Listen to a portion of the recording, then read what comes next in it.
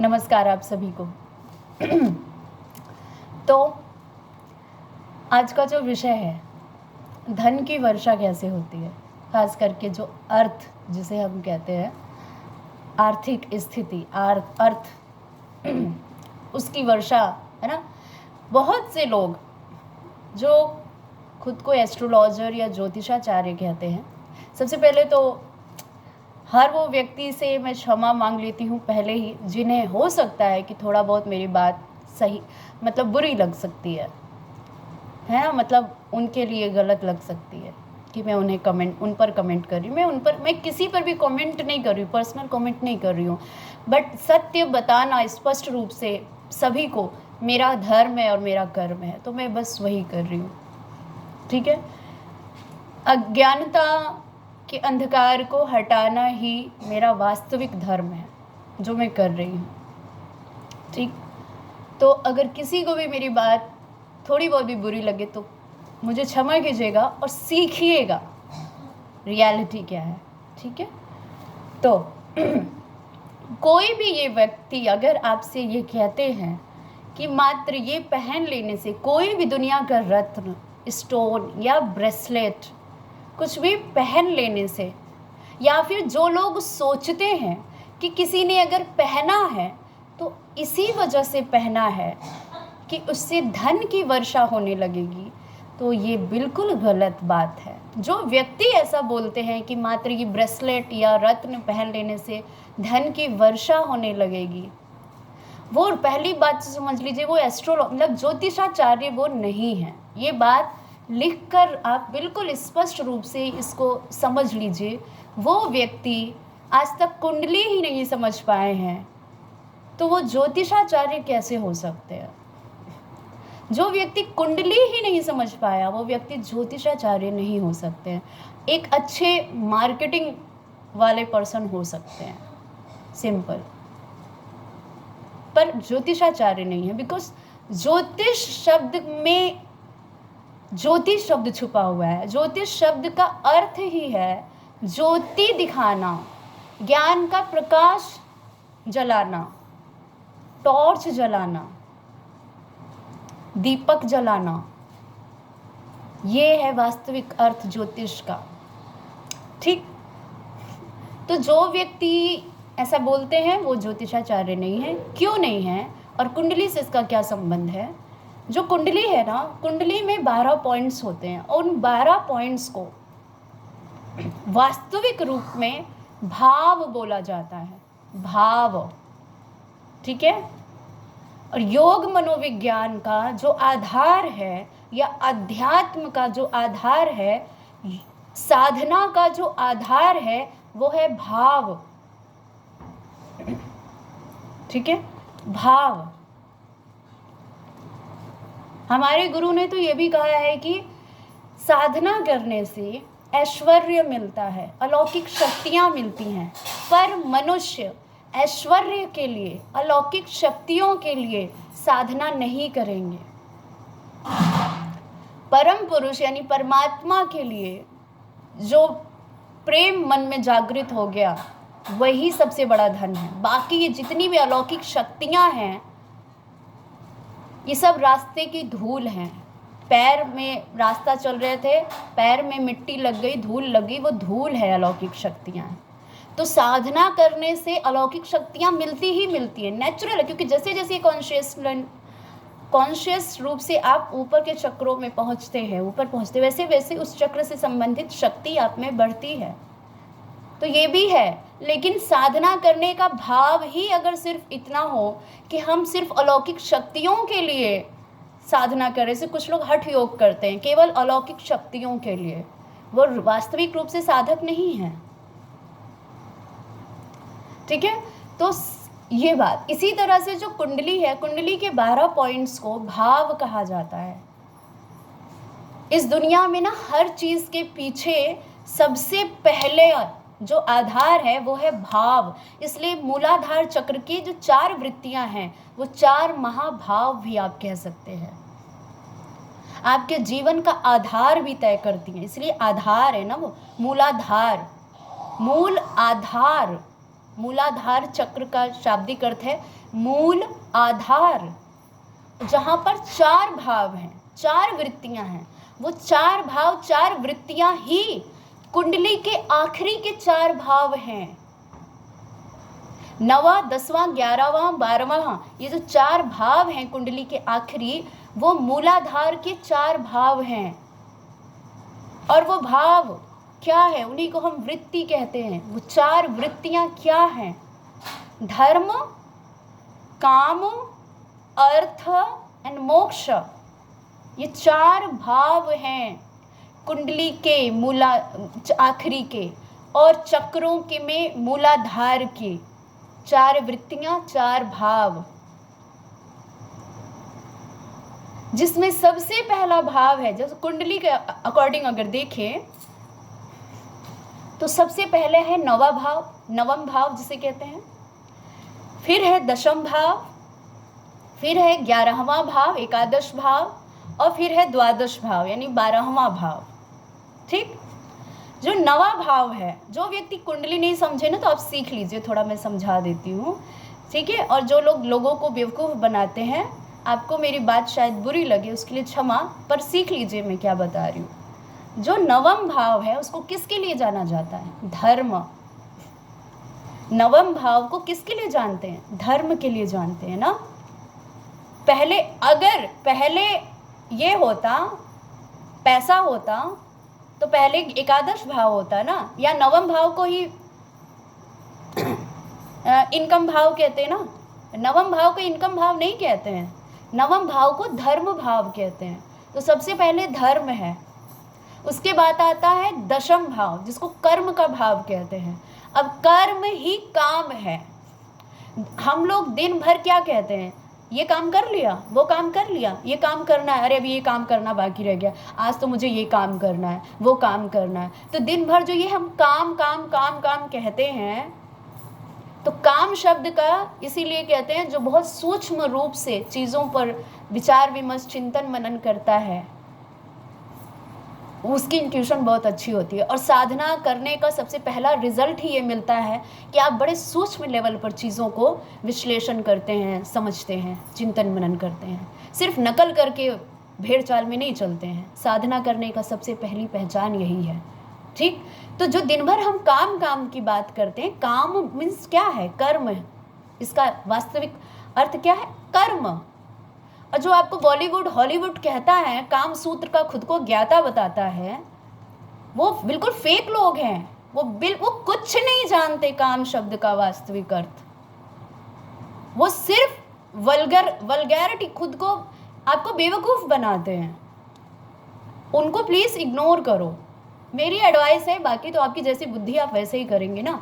खैर, तो काम शब्द को वास्तविकता में कर्म कहते हैं, जो 10वां भाव है, जिसे कर्म का भाव कहते हैं। दैट इज काम एंड ऑल्सो कर्म। कर्म ही काम है, क्योंकि हर कर्म के पीछे कोई ना कोई कामना होती है। काम मीन्स कामना। अब बिना किसी का, अगर आप खाना भी बना रहे हैं, भोजन बना रहे हैं, उसके पीछे कामना है। या तो खुद को खाना है, या तो किसी को खाने के लिए, किसी के लिए आप बना रहे हैं, तो कामना है। नहीं तो ऐसे ही थोड़ी ना बना के दिन भर सड़ाने के लिए थोड़ी ना बना रहे हैं, पीछे कुछ कामना है, तब वो कर्म किया है ना। तो सकारात्मक भाव से बना, धर्म के साथ बना रहे हैं भोजन, कि बिना धर्म के धार्मिक भाव से बना रहे हैं, ये भी तो निर्भर है ना। इसीलिए तो भोजन आहार है, फायदा भी करता है, बीमारी का कारण भी, दवा भी है भोजन, बीमारी का घर भी है भोजन। निर्भर करता है किस भाव से आप बना रहे हैं।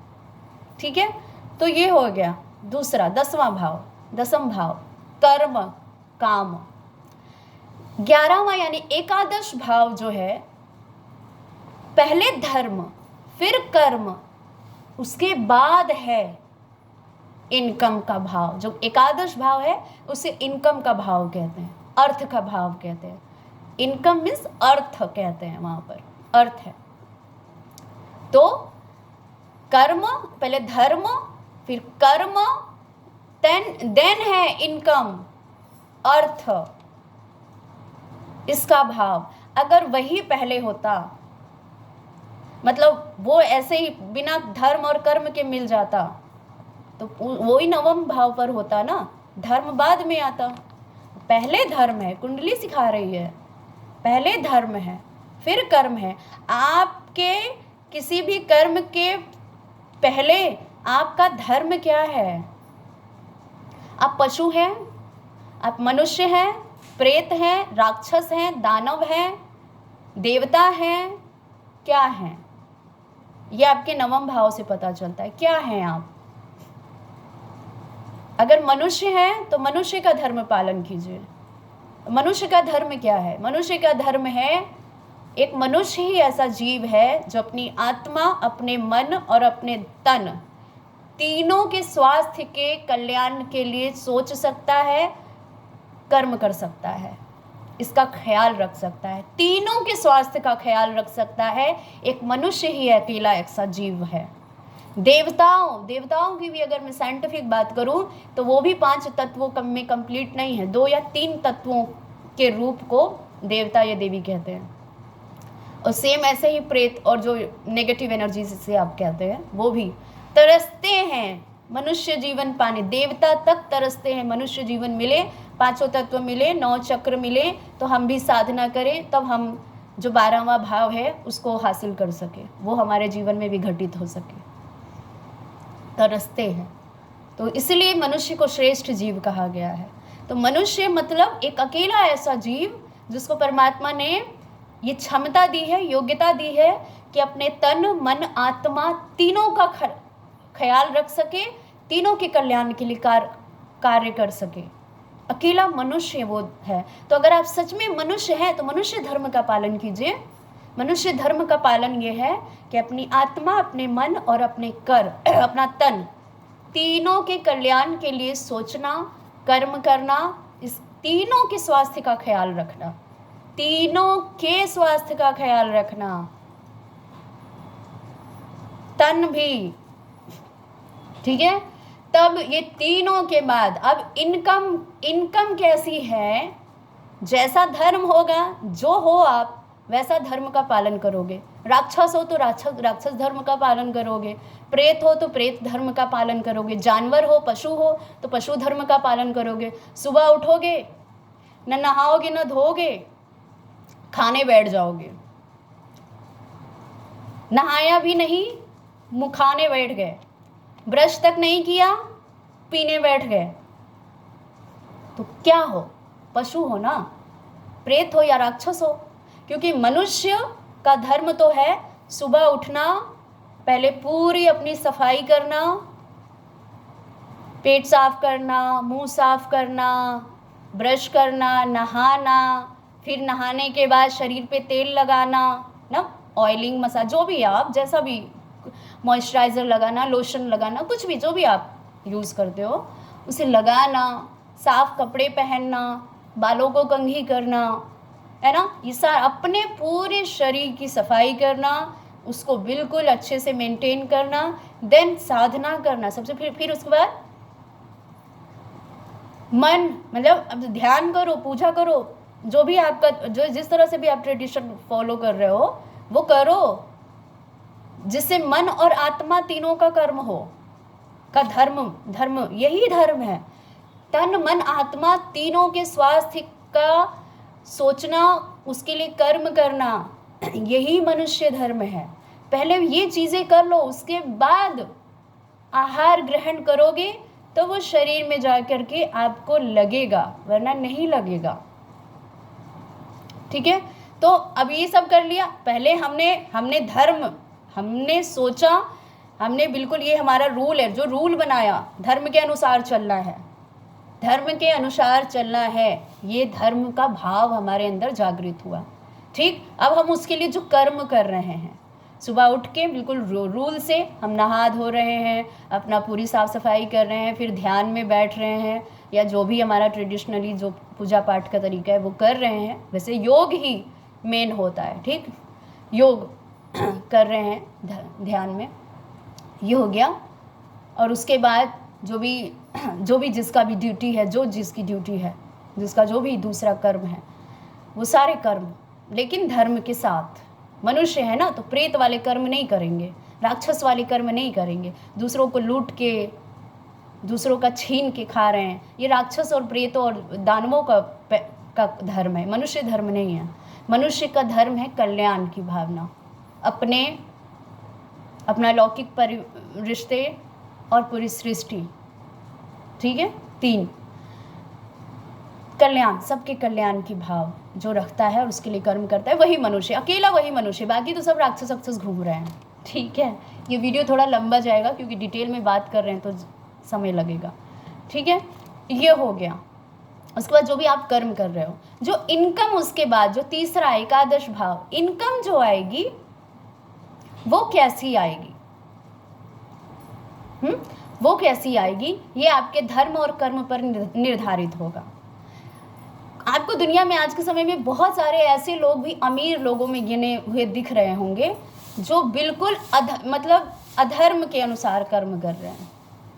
तो इन लोगों की पहचान भी सबसे बड़ी ये है कि इनका स्वास्थ्य नहीं है अच्छा, इस स्वास्थ्य से परेशान रहते हैं। बैंक में हो सकता है बहुत हो, पर स्वास्थ्य से परेशान रहते हैं। तो इसका मतलब तो यही है कि अपने धर्म का ही पालन नहीं करते हैं। तो सबसे आज की सफलता की सबसे बड़ी पहचान क्या है कि आपने धर्म और कर्म मनुष्य के अनुसार किया कि नहीं। तो जो स्वस्थ है ना पूर्ण रूप से, तन मन आत्मा तीनों से, वही वास्तविकता में धर्म का पालन कर रहा है, और वही वास्तविकता में मनुष्य धर्म का पालन, मतलब धर्म का मतलब मनुष्य धर्म का पालन कर रहा है। सफलता की सबसे बड़ी पहचान आज के समय में यही है। ठीक, तो सिर्फ इतने से मत जज कर लो कि कौन किस से चल रहा है, हो सकता है वो लोन से चल रहा हो। ठीक है, तो स्वास्थ्य, स्वस्थ है कि नहीं कोई व्यक्ति तन मन आत्मा से, ये सबसे बड़ी पहचान है। ठीक, एकादश भाव इनकम का भाव। उसके बाद जो 12वां भाव है वो है मोक्ष, यानी सक्सेस। आप सक्सेस का वास्तविक अर्थ क्या है? मोक्ष। मोक्ष मीन्स आत्म संतुष्टि, आत्म शांति। रावण को जब राम जी ने वध किया तो उसको आत्म संतुष्टि मिली। उससे पहले वो बेचैन था, वो पित्त दोष से एकदम परेशान था और अपने दोषों के कारण वो गलत चीज़ों के लिए जाना गया। पर जब राम जी ने उसका मतलब उसकी नाभि में तीर मारा तो उसे मोक्ष मिला। मोक्ष मतलब तब जाकर के उसे आत्म संतुष्टि मिली, सैटिस्फैक्शन मिला, जिस संतुष्टि के लिए वो इतना परेशान बेचैन था। तो रावण का जो वो अंत था वो नेगेटिव नहीं था, वो बहुत पॉजिटिव था। ठीक है, वो आत्म संतुष्टि। तो अपने नेगेटिविटी को खत्म करने के बाद ही व्यक्ति को आत्म संतुष्टि और पीस ऑफ माइंड मिलता है। बाकी कुछ खा पी लेने से पीस ऑफ माइंड नहीं मिलता है। ठीक है, तो आत्म संतुष्टि, मन की शांति,